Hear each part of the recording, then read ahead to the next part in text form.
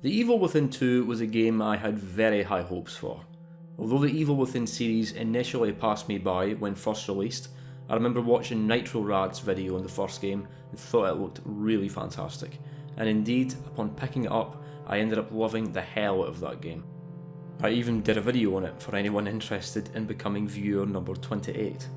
But in short, I consider it to be an action horror classic, a dark, violent, visceral nightmare of a game with its Resident Evil 4 formula on full display, having been directed by the one and only Shinji Mikami. The Evil Within was not without its flaws, but to put it succinctly, it's a sick-ass game. And so, after playing the hell out of that game, I was really hyped to try out the sequel, The Evil Within 2. I didn't know quite what to expect going into it, but I just hoped it'd live up to the heights of the original. Although one detail which did cause me concern right away was that Shinji Mikami was no longer in the director's chair. But regardless, I remember starting the game up, playing through the first hour, and then gradually realising that this was going to be quite a different gaming experience to the first game. You see, it's fair to say that I have a bit of a complicated relationship with The Evil Within 2. I've played through it about 3 times now, with about a year and a half gap in between each playthrough. The first time I finished the game, I had quite a lukewarm opinion of it. I didn't hate it, but it just wasn't what I was looking for in a sequel. Then the second time I finished it, I enjoyed it way more. I was able to overcome that previous initial disappointment caused by my expectations coming from the first game, and just appreciated it for what it was. And then that brings me to my most recent playthrough, which I just finished a week ago, and funnily enough, my current opinion of the game is about back in line with what I originally thought of it after my first playthrough.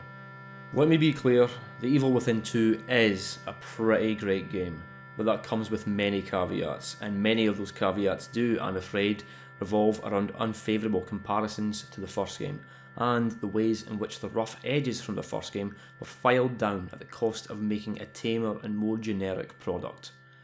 But you know, I think I've danced around the periphery for long enough, so let's get right into it and talk in depth about The Evil Within 2.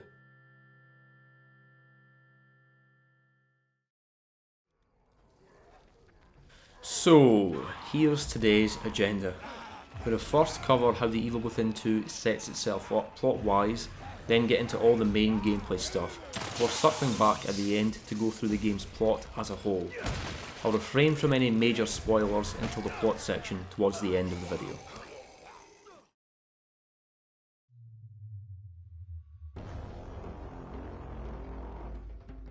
This game starts you off playing as Sebastian Castellanos, the protagonist from the first game. Different voice actor now, by the way, though to be honest I prefer the last guy, but I'll get more into the comparison shit later on. The player controls Sebastian as he runs towards a burning building, his home. He runs upstairs to the room of his daughter, reuniting with her only to be set ablaze and scorched in a burning vortex. Thankfully, this is a nightmare. See, prior to the events of both The Evil Within 2 and 1, Sebastian lost his daughter in a house fire, after which his wife also went missing. As we'll see, the entire plot of this game revolves around these events. The loss of Sebastian's wife and daughter are mentioned in The Evil Within 1, but you'll only have learned about them from reading its in-game files. There wasn't a focus on it in the original, because although Sebastian was the protagonist in that game, he wasn't really the main character.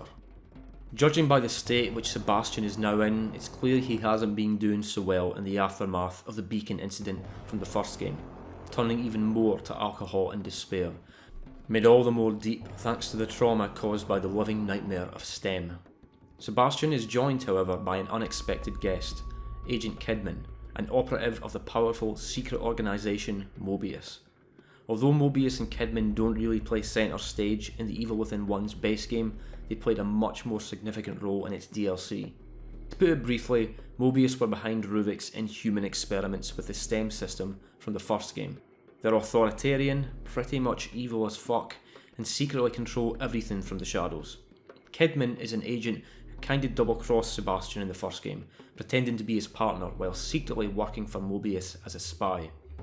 She also at one point appears to shoot and kill Sebastian's friend Joseph in the first game, but then later in this game she tells us, actually, no, I didn't kill him, he's still alive. Ask me no more about it. No, okay. Anyway, Sebastian's pretty pissed to see Kidman, but she tells him that his daughter is actually still alive. She never really died in that house fire, it was all made up by Mobius.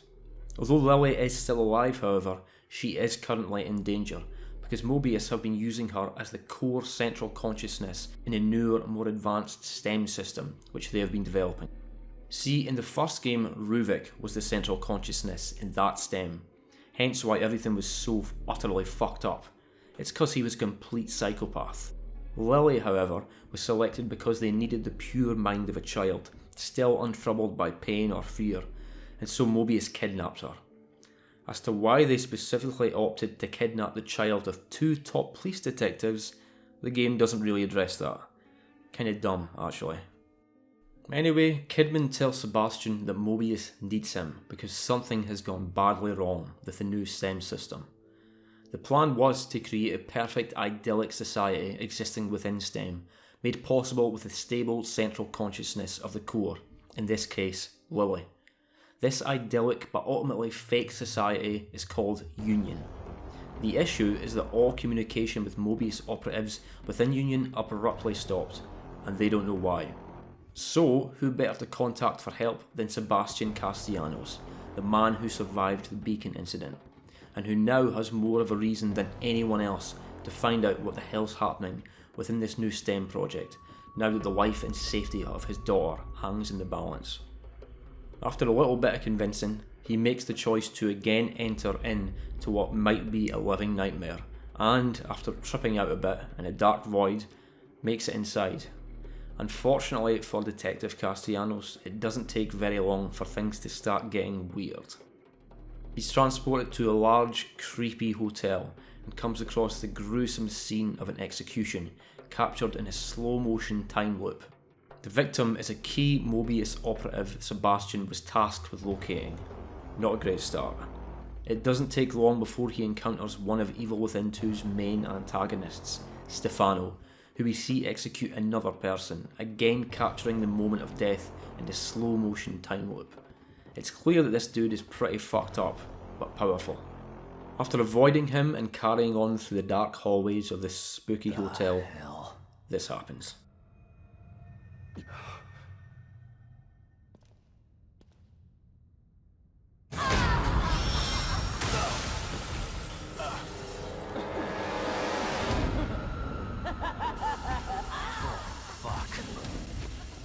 Okay, at certain points throughout the video, I'm going to be making some remarks that are less than flattering about this game. It's not a bad game, it just has its issues. But, make no mistake, there are elements of sheer horror brilliance here. These buzzsaw enemies, called Guardians, are absolutely terrifying. I'm not someone who tends to get too scared by games. I mean, it has been known to happen on occasion, but it's not common. But these enemies scare the living shit out of me. We'll be seeing them a lot more later on, so I'll touch back on them then. Suffice to say though that this sequence is awesome and it is tense as fuck being chased by this crazy lady. It sounds like she's right behind you too. The way these boxes break right as you run by them is... oh. Anyway, Sebastian escapes and finds himself within someone's home. He hits the road and things sure don't look too happy and idyllic here. He finds another house and sees a lady in distress, entering the home to see what's what. She had to have heard me.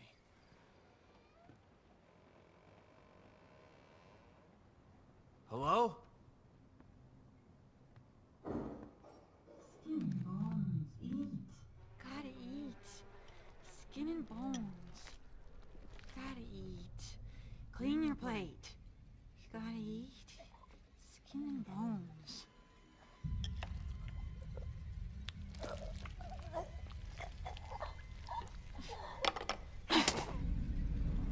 I said eat! There we go.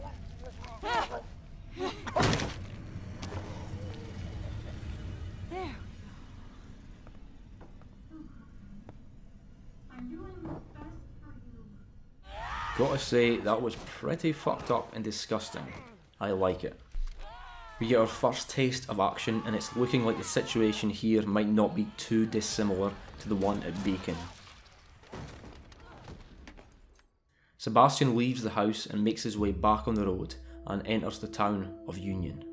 And I'd say that's a good point to stop talking about the plot for now. It's a solid setup for a new adventure.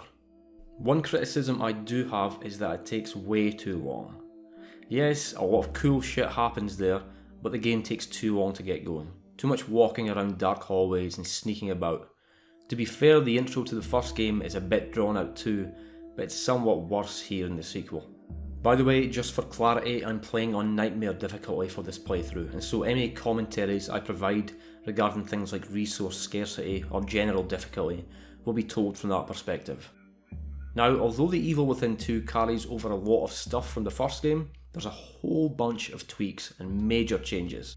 Probably the most significant change is that this game is way more open when compared to the first game, which was very linear. There was certainly a lot of exploration in that game for ammo and collectibles and such, but the areas weren't particularly large, and progress was simply made by getting through a level and progressing to the next. This is not the case with the sequel. Although I wouldn't go as far as to call it an open world game, it certainly does have one foot in the open world camp. The levels are very large. Very soon after reaching Union, you'll have near total freedom to explore. You could easily spend several hours just travelling around the map before deciding to carry on with the main missions. The first larger district of Union isn't all there is either.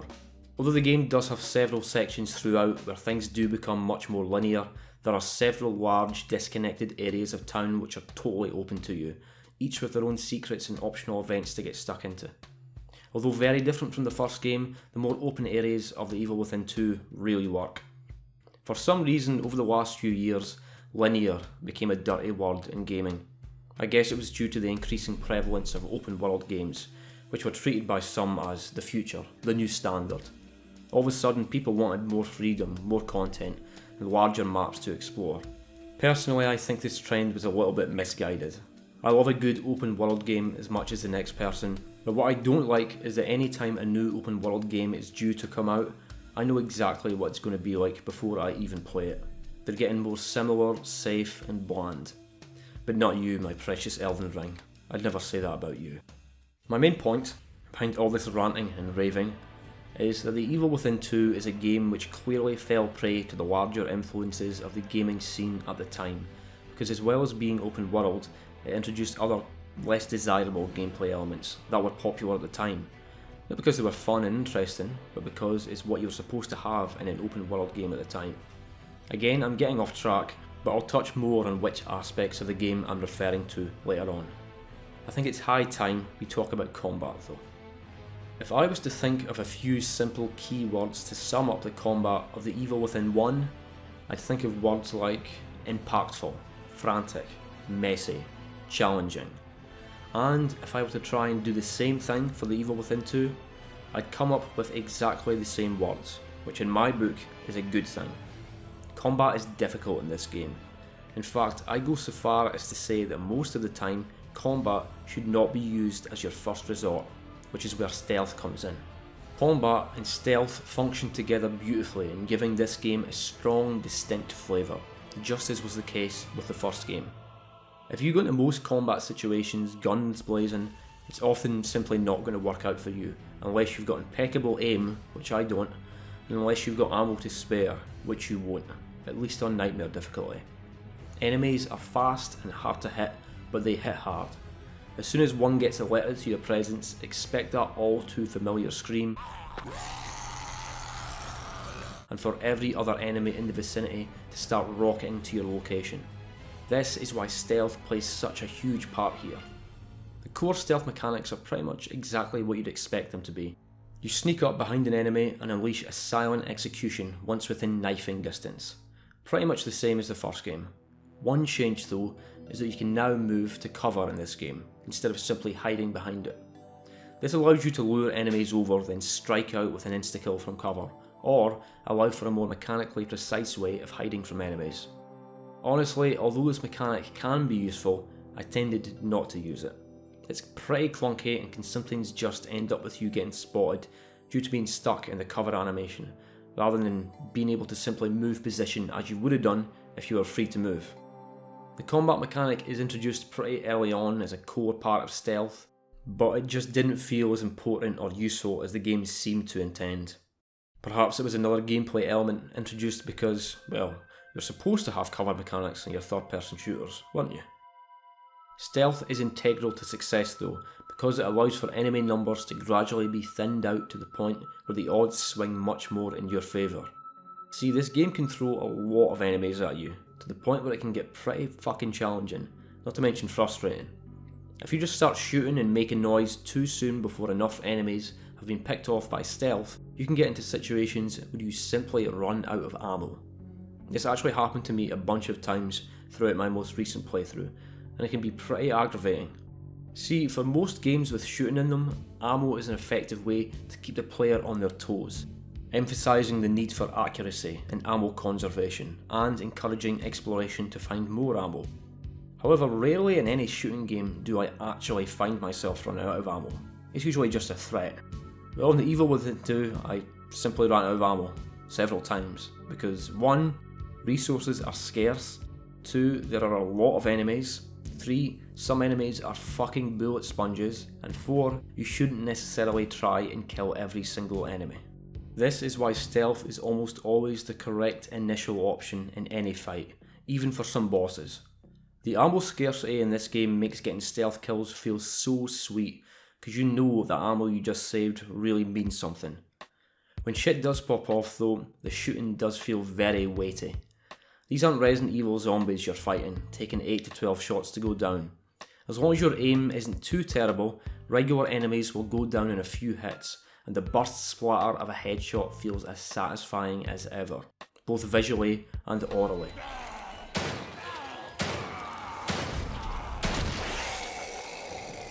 Furthermore, downed enemies can be insta-killed by running over and stomping them. Combat situations can get super fun and intense when you're popping and stomping heads off. I guess Sebastian's Stomp serves as the replacement for a combat mechanic which is sadly completely missing from The Evil Within 2, that being the match mechanic. See, in the first game, Sebastian could toss a match on a downed enemy, setting them on fire and killing them instantly, as well as any nearby enemies caught up in the blaze. It was fun, unique and effective, but is absent in the sequel. It does make sense thematically because we were inside Ruvik's mind in the first game, and his greatest fear was fire, hence why everything was so flammable there. Now however, we are in a simulation based on Lily's consciousness, whose greatest fear is not fire, although she was originally thought to have burned to death in a fire. They could have fucking brought the fire mechanic back. Ah well. I spoke earlier about the scarcity of resources, and I wasn't kidding. See, in the first game, ammo was also scarce, but only up to a point. For as much of a hectic action horror game as that was, you still really had to make your shots count. The Evil Within 2 bumps this up a notch though. Now this isn't a bad thing at face value, however I do consider it to be a partially negative trait, and this is because it's a byproduct of another new system which was introduced: crafting. Of course there's fucking crafting. It was the flavour of the month, and it still kind of is, regardless of whether or not a game actually needs it. There are a variety of resources in this game, including ammo for your weapons, gunpowder which is used to create conventional ammo, weapon parts which are used to upgrade weapon attributes, components which are used to craft special ammo for the Agony crossbow, herbs which are used to craft healing items, green gel which is used to upgrade Sebastian himself, and then you have red gel and high grade weapon parts which are necessary to progress through completely arbitrary locked off sections of the game's various upgrade paths. As you might be able to tell by my tone, I'm not too big on the whole crafting aspect of the game, and that's because it doesn't make the game any better than how it was done in the first game. All it does is add extra steps. You know how I mentioned those situations before where I just ran out of ammo? One of the reasons why this happened isn't just that I'm shit at games, although that is a relevant factor. It's also because instead of enemies in breakable crates dropping ammo, more often than not, they drop gunpowder, components or weapon parts. But why can't they just drop ammo? Why the need for the extra steps in between? Now you can actually craft ammo on the fly when out in the field, but it's way more resource intensive to the point where it should only be used as a last resort. The best place to craft stuff is at workbenches, except it's pretty damn expensive to do this too. Gunpowder just isn't that plentiful, so sometimes you'll return to the bench with a bunch more collected resources, only to be able to afford maybe a dozen handgun rounds and a few shotgun shells, if you're lucky. One of the weirdest weapons though is the sniper rifle. See, although I'm bitching about the game being stingy with ammo, you do sometimes find it out in the field, it's just not common. But when it comes to the sniper rifle, there's like 3 times in the entire game where you find ammo for it. I don't know why, it's a really odd design choice. Now you can craft sniper ammo, but it's bafflingly expensive to the point where I just never bothered with it, ever. The other thing you can do at workbenches is upgrade your weapons with collected weapon parts. This is fun to do, and you can improve various attributes of your weapons, like damage, reload speed, crit chance, and more. You can actually do this in the first game too, except there it was done using the green gel resource. Green gel is in this game too, they just split the weapons off into a separate upgrade category. A pointless inclusion to weapon upgrading is the aforementioned high grade weapon parts. See, it's like they looked at the very simple but serviceable upgrade trees they created for the weapons and said, how can we make this slightly shittier? And what they did was lock off sections of the upgrade trees until you use a high grade weapon part to bypass it. But why? Don't get me wrong, it doesn't ruin the game or anything, in fact it barely makes an impact. As long as you explore enough, you'll have just about enough high grade weapon parts to do what you need to do. But why is this here? It adds nothing. The exact same thing has been done with the green gel upgrades for Sebastian. That fucked up chair thing is back from the first game, and the nurse, and so there's a bunch more upgrade trees to access. These are fun and can be really useful. There are fairly conventional upgrades, things which make Sebastian more silent, have more health, or increase his stamina recovery rate. But then there are also really useful skills to unlock. The corner stealth takedown is great. There's one which automatically uses up a bottle in your inventory to escape from grabs. And then later on you can unlock this super fun skill which allows Sebastian to silently run up behind enemies for a silent running takedown. I like it. Just as with high grade weapon parts for weapon upgrades though, the Evil Within 2 introduces red gel, which works exactly the same way. Literally pointless, it's just adding shit in for the sake of adding it. I don't want to come across as being too hard on the upgrading in this game though. It's solid enough, just with a few unnecessary touches. I spoke about the regrettable absence of the fire mechanic earlier, but similarly traps have also been removed. Again, this makes sense thematically because traps were one of Ruvik's signature methods of torture and execution, whereas traps hold no significance to the antagonists of this game. And so with the removal of traps comes the removal of trap parts, which acted as rewards for successfully spotting and disarming traps in the first game, allowing for crossbow ammo to be crafted on the fly. Here in the Evil Within 2, bolts for the Agony crossbow are crafted with various components found all throughout Union. Oh yeah, I should have mentioned the crossbow is back. You just kinda come across it early on. It'll be your most effective weapon though, because there's a bolt type to be used for nearly any situation. Fighting an enemy with a beefy HP pool, a harpoon bolt to the head should do the trick. Surrounded by a group of enemies, fire off a shock bolt to incapacitate them and follow up with stomps to the head. Being pursued by more monsters than you know how to handle, fire off a smoke bolt and flee to safety. The crossbow is as effective and fun to use as ever, and it's often the thing that will save your arse when you run out of ammo for everything else. Speaking of fleeing to safety, anyone who played the first game will no doubt remember the shitty stamina situation there. Basically, Sebastian can only run for a few seconds before coming to a dead stop and taking a fucking eternity to catch his breath like some dumb old man. Well, thankfully Tango Gameworks learned a lesson and sorted that shit right out in the sequel. Sebastian can sprint for a respectable length of time now, though stamina will still frequently run low when in dicey situations with enemies. The difference is that now, when it happens, it feels fair. For being such an over-the-top action game, you might be surprised at just how much running away you'll be doing. Regular enemies can absolutely fuck you up in just a few hits, so you'll often want to create some distance to allow you to line up a headshot, and getting surrounded is a death sentence in this game. I'm the kind of gamer who prefers to load my last autosave rather than follow through with a combat situation gone bad. So when I blow my cover and start to get swarmed, I'll sometimes just give up, like a bitch. There are enemies which are purely here to instill panic in the player upon being disturbed though, like the weird knife-wielding clicker enemies. They're fast as fuck and surprisingly resilient to shotgun blasts to the head. Even a stealth strike from behind isn't enough to take these things down. Although Sebastian's most common foes are these crazed, humanoid type enemies, The Evil Within 2 introduces some wild monster designs too, and these are the things you'll really have to run from. One of these is the Guardian enemy, who we saw near the start of the game. Honestly, this is one of my favourite enemy designs of all time. They're so fucking scary, dude. It's not just their visual design, but also the way the ground thumps when they're nearby, and the sound of their buzzsaw grinding in anticipation of your evisceration.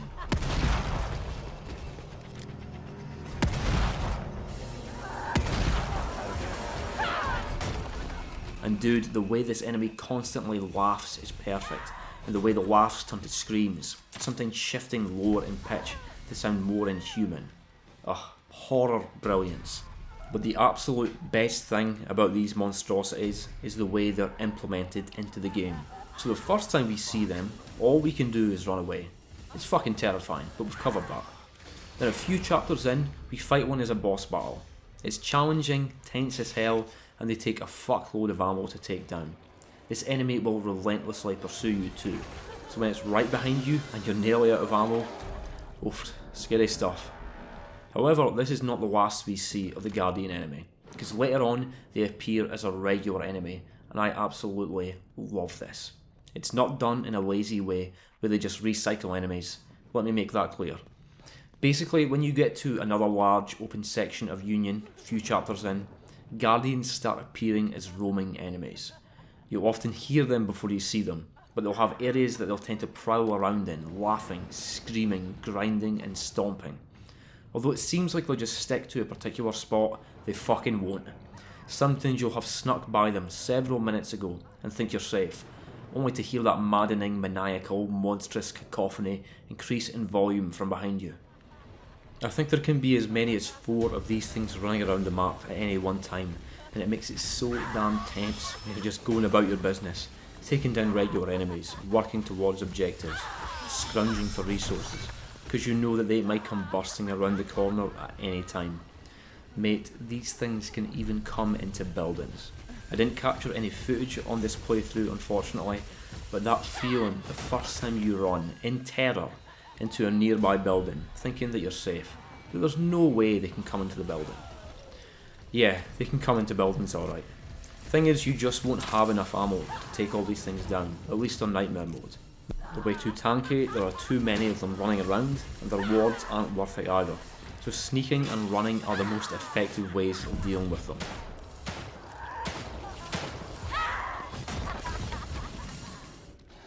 There's another boss turned regular enemy which you'll also encounter towards the end of the game, which are also great and work the same way where they run around the map, but the Guardians take the cake. I know I run the risk of coming across a bit overzealous in my praise here. The Guardian is one of the coolest, most well implemented and terrifying enemies of any game I've ever played. Bravo The Evil Within 2, bravo. They're not the only terrifying entity to appear in this game either. These toxic gas creatures are also very disturbing. As messed up as they look though, again it's the sound design which really nails the horror.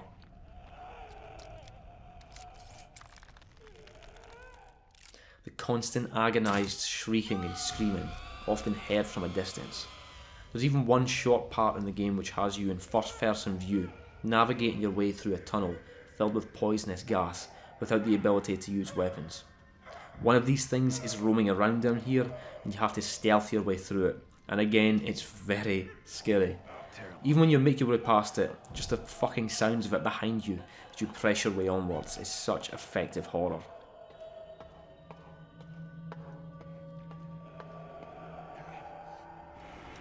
And while we're on the subject of really fantastic enemies that get under my skin, I have to put one more creature in the spotlight, and that is the Obscura. It's kind of a boss enemy, although you can't actually kill it. It's set upon you by one of the game's antagonists, Stefano, around halfway into the game, and it is also fucking terrifying. The actual design of it is really disturbing, resembling the body of at least one woman, twisted, sewn and torn into a new inhuman shape. Yet again though, it's all about the sound.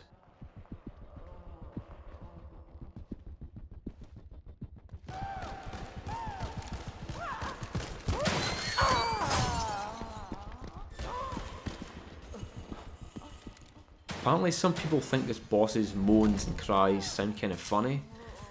Yeah, not me mate. I think they sound really weird and scary, even more so when you can hear that shit right behind you. Absolutely massive credit to whoever came up with the sound effects for the enemies in this game, because they understand effective horror. One horror aspect which I did not particularly enjoy was the anima enemy. While out wandering the avenues and buildings of Union, at some point you'll likely come across some ghostly, spooky occurrences. Ooh. See, there's a ghost roaming around this place, or at least something resembling a ghost. When Sebastian first encounters it, he's seemingly transported back to Beacon Mental Hospital, a serious source of his trauma. In these sequences, you can't fight back against the ghost lady. You've just got to sneak around her and get to the goal of the level before being transported back to reality. These parts are fine and quite creepy. They also act as homages to the events of the first game, and throughout this game serve as landscapes of trauma for Sebastian to conquer, allowing him to move on from the horrors of his past. Pretty good stuff. However, the anima enemy also starts showing up throughout Union after your first encounter, seemingly at random. You'll be out exploring and then all of a sudden a flash fills the screen, and a ghostly fog covers the ground while creepy music plays. Oh. Unfortunately, these encounters don't work at all. For one, when they occur, all you can do is run away. As soon as you see the flash, just run away from the ghost to get rid of it. So what's the point in it? I would have been able to see the purpose of these randomised events if there was some interesting way to evade the enemy, or maybe some condition to be fulfilled before she goes away. But no, it's just a pain in the arse when it happens. You just need to stop what you were doing and run away until she goes away, and then come back again. But this isn't even the only problem, because this can be really fucking buggy. Sometimes when these encounters happen, you can just run away as much as you want, and she won't go away. This happened to me and I couldn't figure out what I was supposed to do to get her to piss off. Turns out the game was just bugged, and I had to reload. Furthermore, these events can cause the environments and enemies to act strangely, like when I entered this garage and phased through the workbench. Then yet another example was when I entered this small room and things turned all spooky. Whoa, and I'm pretty sure the ghost was meant to enter through the walls here and spook me, but the dumb game bugged out again, so nothing fucking happened. It's a bit awkward for me to talk about the bugs present in this game because they've been strangely inconsistent for me throughout my various playthroughs. See, the first time I played this game, which was on the PS4, I got the exact same shit. Proper immersion breaking bugs and enemies acting weird and glitchy movement. It really affected my enjoyment of the game and was another reason why I didn't think too highly of it at first. Then on my second playthrough on the same PS4, I don't think I got a single bug. Everything just seemed to work how it was supposed to, which was great. But then this latest playthrough on PC was just as buggy as my first playthrough those years ago. I really don't know what to make of that, but I mean, it's not great. I guess bugs are just part and parcel of making games more open in the way that The Evil Within 2 is, but when you have to reload earlier saves because the game shut the bed, it can leave you with a somewhat sour opinion of the experience. The setting of The Evil Within 2 is quite different from that of the first game, at least at first. Instead of the dark, grimy hallways of Beacon, or the twisted dungeons and dark caves, we're thrust into the town of Union. The idea was for Union to be a simulation within which people could live the perfect life. It started off as an experiment and then grew larger and larger, with the plan being to increase its population, thus increasing Mobius's power and control. Although this experiment was successful for the most part, Union rapidly and suddenly began to fall apart for reasons we'll get into in a bit. Now it's turned into just as much of a nightmare as Beacon, and conditions are going from bad to worse. Union itself is literally falling apart, with different sections of the town breaking off from the rest, suspended at bizarre angles above your head. Although much of the game has you explore different residential areas of Union, as well as its various major and minor buildings, there's another important set of levels which serve as passageways in between Union's various districts. These passageways are called the Marrow, and can be accessed via specific computers throughout the town. These levels differ greatly from Union proper, restricting you to tight corridors, acting as far more linear sections in gameplay in between the main open world sections. These parts are far less interesting to look at compared to Union, but I'm fine with things getting a little bit tighter from time to time, and there are some tense and important encounters in these tunnels. Although your surroundings may seem somewhat tame at first, things definitely go off the rails as the game progresses, and you'll explore some far more outlandish environments. Towards the end of the game, even Union itself transforms somewhat, becoming far more fiery, with new enemies and roaming bosses thrown in for good measure. I actually really like this, because it takes an area you were already somewhat familiar with and makes it more dangerous, giving you a new reason to explore it all over again. As you'll have seen, The Evil Within 2 is a really great looking game. There is definitely some jank here and there, but regardless, most things look great. Although Shinji Mikami took a back seat for this one, his influence is most definitely still here in places. Some of the set pieces are memorable and creative, especially when it comes to the villain, Stefano. His camera idea is brilliant, the way it stares down at you from the sky. Also, I won't show it just yet, but the last couple of chapters are particularly incredible to look at. For now, let's just say things really start to fall apart. Another highlight is the music. I've already spoke about the great sound design for a lot of the enemies, but I've got to give the music a shout out too. The main theme in particular is way better than you'd expect it to be. I mean, seriously, it's nice as fuck. It's the kind of thing you'd expect to hear in a big budget blockbuster movie. But see, that also kinda touches on an underlying issue I have with this whole game, and that is its tone. I'm going to get into the plot now, and then after that I'll sum up my thoughts and criticisms of the game.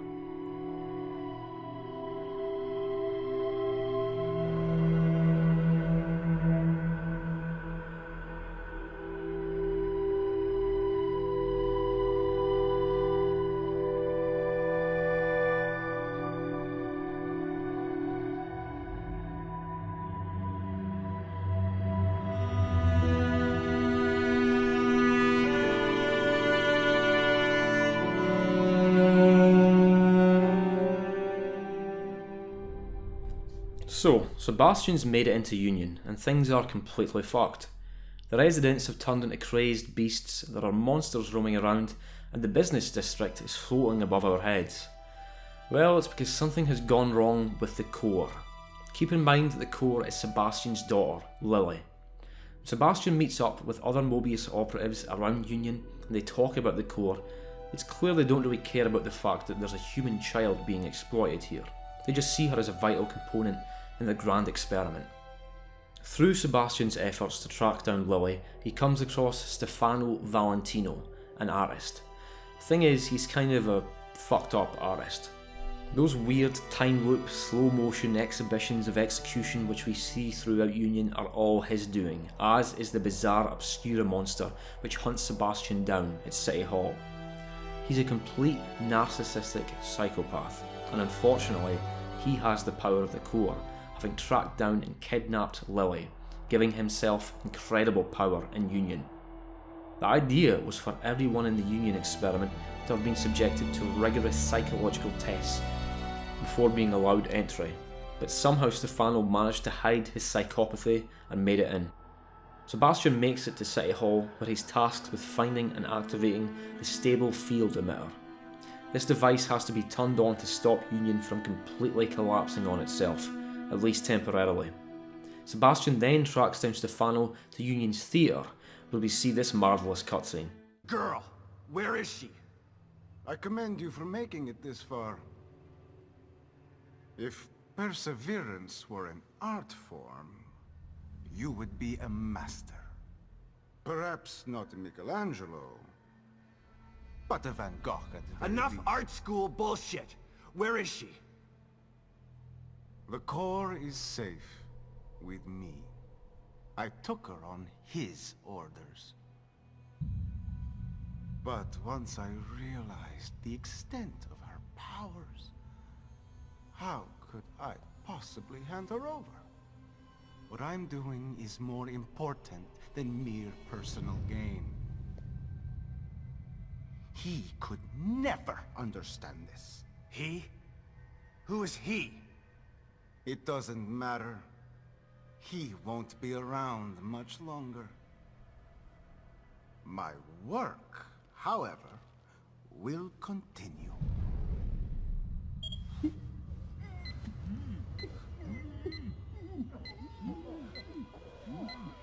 Picasso had his blue period. I have entered my crimson period. Shit! No! Don't! Behold, my latest creation. No!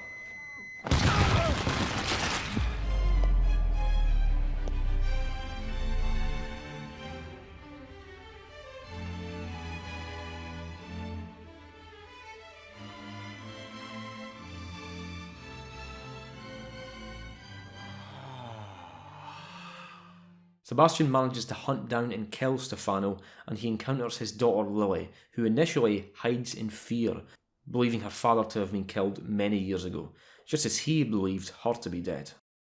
A very unexpected visitor appears now. It's Myra, Sebastian's wife, who he also thought was dead. She looks a bit fucked up now though. Unfortunately, instead of an emotional reunion, Myra steals away Lily. Sebastian falls into a very grim, hidden dungeon, with skulls and torture devices everywhere. Although this area seems somewhat a far cry compared to the main areas of Union, this is its dark underbelly. Fighting through the dungeon, we eventually encounter a new face, Father Theodore, the game's true antagonist. Theodore is essentially a cult leader. He was a motivational speaker in the real world who worked for Mobius, and since entering Union, he's been recruiting people to his cause, possessing a near supernatural power to influence people's minds. Stefano was one of those who he had influenced, and was mostly acting at the behest of Theodore until he went rogue towards the end. Father Theodore tries to convert Sebastian to his side, needing him to retrieve Lily from Myra and return her to him so that he can essentially live as a god within Union. The main way Theodore attempts to overpower Sebastian is by using his own mind against him. Sebastian still feels terrible guilt for not being able to protect his wife and daughter, and Theodore conjures up mental phantoms to torment Sebastian into submission. But regardless, Sebastian refuses to help and is ejected from the chamber, waking up in a totally different location with a new but friendly face looking down at him. Esmeralda Torres. After a tough defense against a savage enemy siege, Torres explains some very important information to Sebastian. See, Kidman, Torres, Myra and Theodore himself had all made a pact and a plan to rescue Lily and take down Mobius. See, originally Myra went missing after Lily's death was faked, being convinced that she was still alive. We now know that she had actually joined Mobius and entered Union. Since the events of the first game, Kidman was also secretly plotting against Mobius, but Theodore only faked his support. Although he pretended to care about helping out, his real motive was to take over Union and seize control of Mobius from within. He's a dickhead. Theodore's influence has also extended to an ally within Union, who we met near the start, Liam O'Neill. A few hours ago he was just a tech guy who worked for Mobius, but now all of a sudden he's a twisted flamethrower dude and follower of Theodore's cult. Kinda fucking dumb, to be honest. But anyway, we nail the dude and locate a device which was being used to hide Theodore's location within Union. We blow up the device, but then Theodore somehow sends Sebastian into a dark, dangerous blood pit with fiends and monstrosities on the prowl. Very cool area actually. At the end of this hellish location, we find a staircase, and descending down it leads us to Father Theodore. He does his usual trick and fucks with Sebastian's mind, confronting him with his guilt. Sebastian freaks out like a dumbass and ends up shooting Torres in his confusion. He then passes out again, and we get a lengthy dreamlike sequence with Sebastian wandering around his home and talking to his wife, working through his guilt and gaining a clearer mental perspective. Upon regaining consciousness, we find that Torres is dead. Apparently it was the monsters who killed her, but I'm sure being shot in the damn belly by Sebastian didn't help matters. In the interim, Theodore has erected a massive flaming stronghold in the middle of Union. Guess where we're going? After making it inside and fighting through hordes of monsters, we eventually reach Theodore, who makes Sebastian relive a series of traumatic battles taken straight from the first game, from the Keeper to Laura to the scary chainsaw dude. Thankfully, Theodore's usual shtick of using Sebastian's guilt against him does not work this time, and after overcoming all of his challenges, Myra appears and gives Theodore the old T-1000 treatment. Unfortunately, Myra is not her old self, having been corrupted within Union, and she's beyond reason at this point. Still hot though. With Theodore dead, Union truly begins to collapse, and Sebastian is once more knocked unconscious. Upon waking up, we can see that Union is more fucked up than ever. The place is in an apocalyptic Dark Souls 3 level state now, and it's clear that it's not going to last much longer. Sebastian fights through what's left of Union until he spies a house on top of a hill in the distance, situated below a pale vortex in the sky. He approaches and enters into a final confrontation with his wife, Myra. Although Sebastian wants her to give him Lily and for them to all escape Union together, Myra will not let this happen. She wants to keep Lily here, safe and away from Mobius, where she can protect her, forever, in this fake, broken reality. Inevitably, Sebastian is forced to fight her as she takes on the horrific form of the Matriarch. Sebastian defeats the Matriarch and Myra comes to her senses, telling Sebastian to take Lily and leave. Myra cannot come, however, because she has to take Lily's place as the core so that Union can last long enough for the two of them to escape. And so the finale is here. Scenes of Sebastian entering the clone of his home and reuniting with his daughter are interspersed with scenes within the control room of Mobius, where Kidman is being instructed to facilitate the execution of Sebastian and the second kidnapping of Lily. Kidman, however, refuses and a shootout ensues. Kidman instructs Sebastian to run to his safe room in the distance, where he can exit out of this STEM system by looking in a mirror. Just go with it. The thing is, there was another aspect to Myra's original plan.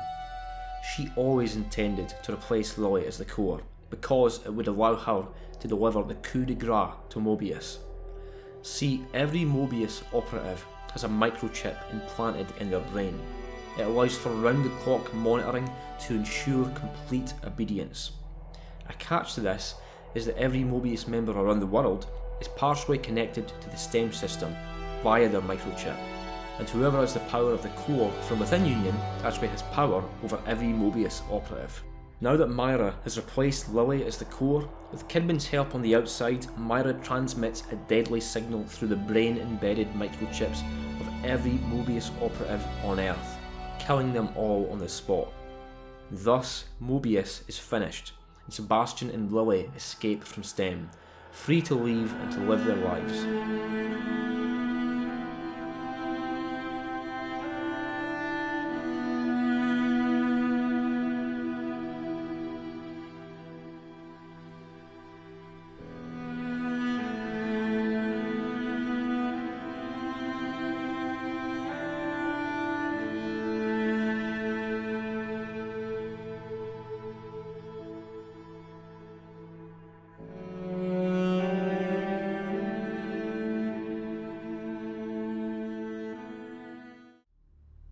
The final scene after the credits roll takes us back to the long-abandoned Mobius facility where STEM was kept, and we see the system seem to reactivate itself in the darkness.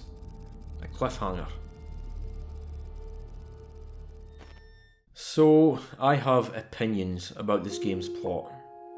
I do not like how emotional and epic it tries to be. This is not the plot of a horror game. Obviously there are some really strong horror elements in the game, but the overall tone just doesn't sit right with me. I know I've been making comparisons to the first Evil Within for the whole video, but I'm afraid I simply must. There is too significant a shift in tone between the two games. Sebastian having lost his wife and daughter was not a central theme in the first game at all. They were just details to convey that he was a man who had gone through some hard times. Not that I think his missing wife and daughter were inherently bad choices to have explored in the sequel, but Sebastian as a character really isn't good. He was actually barely a character at all in the first game, yet I still way preferred him there to his character in this game. I didn't need for his psyche to be so thoroughly explored, because I don't give a shit. He's not an interesting enough character to justify that. In fact, he has no personality at all. I've finished this game 3 times and I can barely remember a single line of his dialogue. The game just gets so fucking up itself towards the end, it takes itself way too seriously, and for me, it completely falls flat. There certainly are aspects of the plot which are good and do work, but then there are other aspects of it which feel like they're from a totally different kind of game. Also, some parts really don't make much sense to me. Like when after the confrontation with Father Theodore, Sebastian randomly wakes up in a house with Torres, who goes on to explain Myra and Kidman's grand plan. Why does he end up here of all places? Because it's convenient to the plot, that's why. Also, the part at the end where Myra sends a death signal to every Mobius operative in the world. It's been established that Mobius is extremely powerful and very old, so who knows how many people they have working for them. 10,000? 100,000? Millions? Just dead now? There's also the fact that Sebastian meets and befriends several Mobius members while inside Union. Now it just so happens that they all end up gruesomely murdered anyway, but even if they survived, I guess they'd have just had their brains fried anyway. And I have to bring up Ruvik. Although there are numerous direct references to the first game here, why the fuck is Ruvik almost completely ignored? I don't think his name is mentioned a single time here. He's only vaguely referenced a few times in the whole game. I do not get this. The first time I played the game I remember hoping that he'd appear and was honestly really disappointed when he didn't. The ending of the first game strongly hints that Ruvik is still alive, and yet that's all completely forgotten about in The Evil Within 2. Kinda lame. While I'm bitching about things, the shootout part with Kidman at the end feels absolutely dreadful to play. I like the idea of it, but the execution was really bad. I wouldn't go as far as to say that I think the plot in this game is bad, I just think there are major aspects to it which don't work and don't fit. The same can also be said for the gameplay. The Evil Within 2 is guilty of being generic. Most of the parts of it which are good are things carried over from the first game, and they filled in the gaps with the kind of uninspired gameplay elements the developers were supposed to put in their games at the time. And I think that's a shame, because although The Evil Within 1 was by no means the most unique game in the world, it most certainly was not generic. However, although I'm kinda laying into The Evil Within 2 pretty hard here, it is not a bad game. It's actually pretty damn good. And although there are a whole bunch of aspects I don't care for, it is a fun fucking game. I mean, I might even be something of an outlier here, because I know there are people who thought the sequel was way better than the first. But you know I'm not making a video about what other people think, this is just what I think. Apparently this game didn't sell so well, and with it now being 5.5 years since it actually came out, I kinda doubt we'll be seeing a sequel, but you never know. For anyone still here, I hope you enjoyed the video, and as always, cheers for watching.